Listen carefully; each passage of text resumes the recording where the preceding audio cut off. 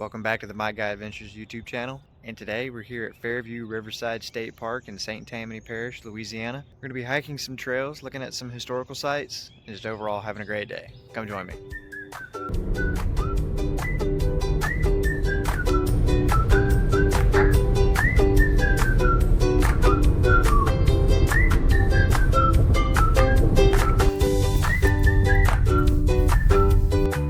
Well, I got here before the park opened by accident.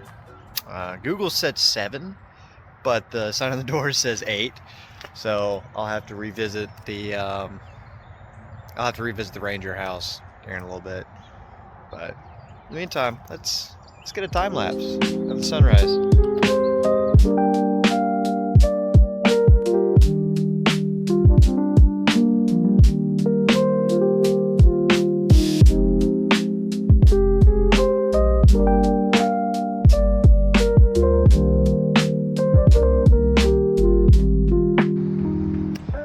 It's 8 a.m. so we should probably go check in before we get in trouble.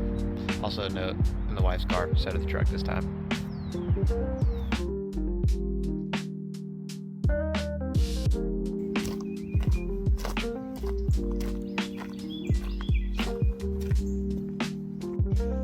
Today I am at Fairview Riverside State Park in South Louisiana. This is a smaller state park in Louisiana. It's only like, I think it's like 100 acres, 99 acres, something like that. But a lot of what this state park does is not only does it, protect some of the wetlands and whatnot around here, but it's actually a historical state park. So as you'll see, and you've probably already seen in the time lapse, depending on when I put it in the video, there's actually a lot of old structures around here from an old town and old sawmill that used to exist in the area. I'll be doing more on that later. So the state park sits on what I was told is pronounced Chafunkte by the ranger station river. It's a Native American name given to this river and kept by the state of Louisiana. So Chafunkte, I'm probably getting that wrong, but it pretty much encompasses this park. So the park kind of dips back around this way, and then the river goes around, and then back behind me is actually the town of Madisonville. And you'll see in some later clips how close actually we are to the highway on this. But beautiful. Just absolutely stunning out here in the morning sun.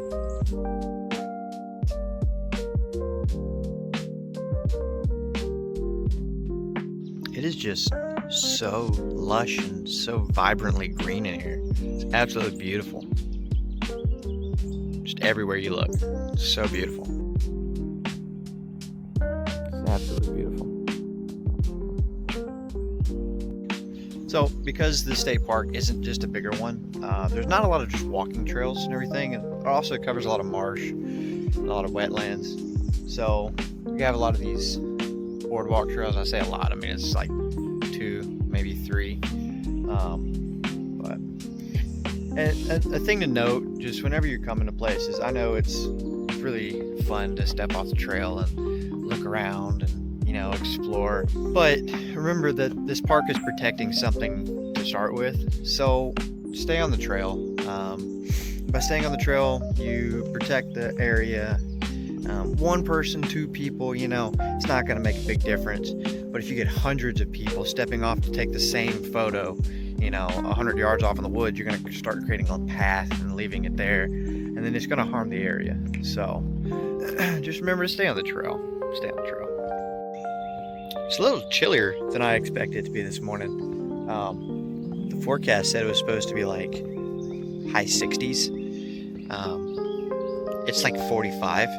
So it's wasn't expecting that. A little history about the state park is it's actually kind of a ghost town. There used to be a company town known as Houltonville here. The Houlton brothers bought this area and built a sawmill somewhere around here. And following that used to be, the housing and everything for the workers. So the Houlton brothers bought the land in 1906, 1905. I'll have to do a little thing down here on what exactly it was. but like 250 people actually used to live here in this little, you know, industrial town kind of thing. So supposedly some of the foundations of the houses and the mill and everything is around here, but we'll see.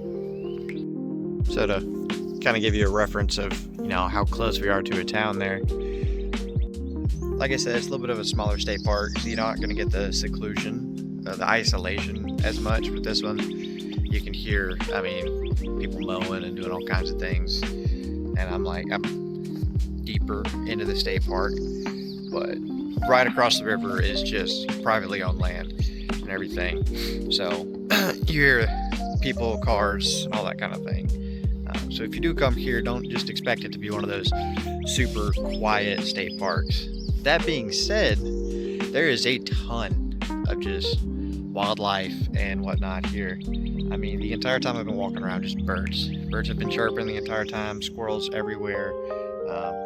It's actually quite biodiverse here, so which is pretty cool to see.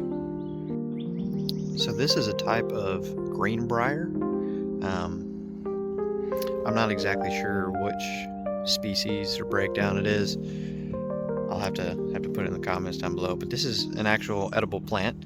You can kind of make like a natural salad with it. It tastes very similar to like very green lettuce. It's the best way I can describe it. They have these little twists on the end, and you can put those in there for a little bit stronger taste. But yeah, they're pretty good. So this little thing here, and these is a plant known as cattails. They grow in very wet environments. It kind of has to be wet most of the year. But a fun fact about them is there is an edible part of that plant every single time of the year, every single season of the year. So summer, I think it's like the roots and stuff. But yeah, there's an edible piece of that plant every single season of the year.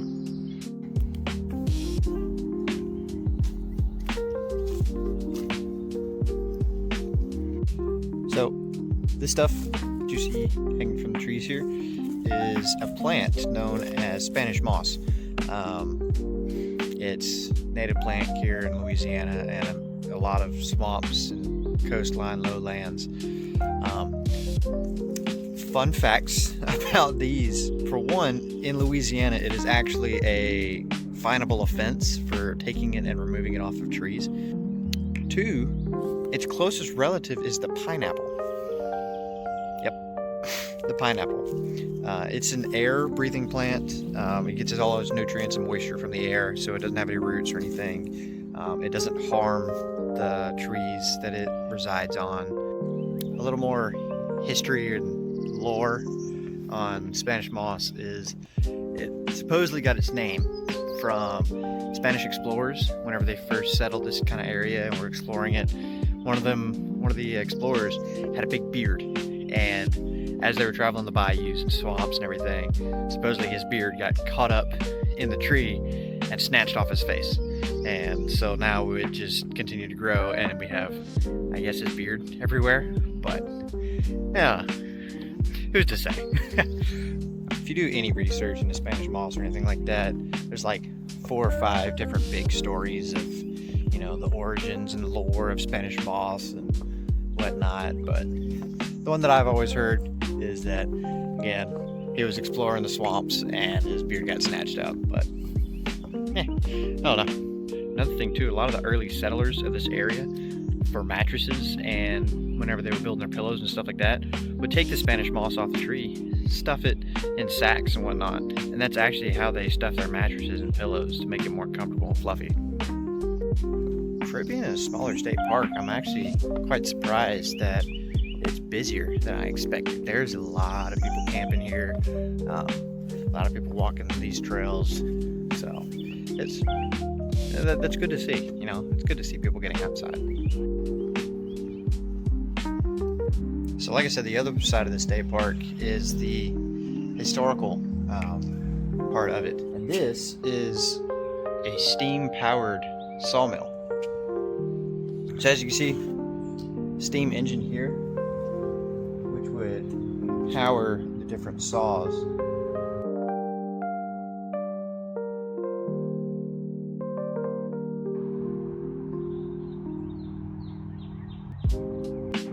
The old saw blade over there.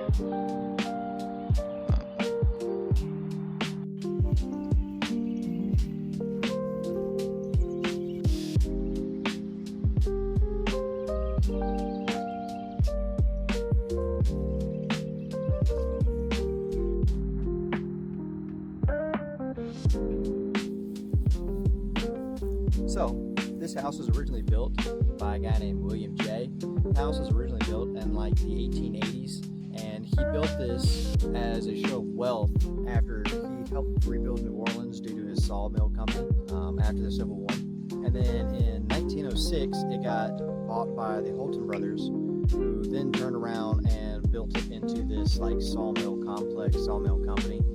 And around the area of this property became known as Houltonville, and about at its height, roughly about 250 workers lived and worked in the Houltonville area. There's a cemetery around here somewhere, we might find it later.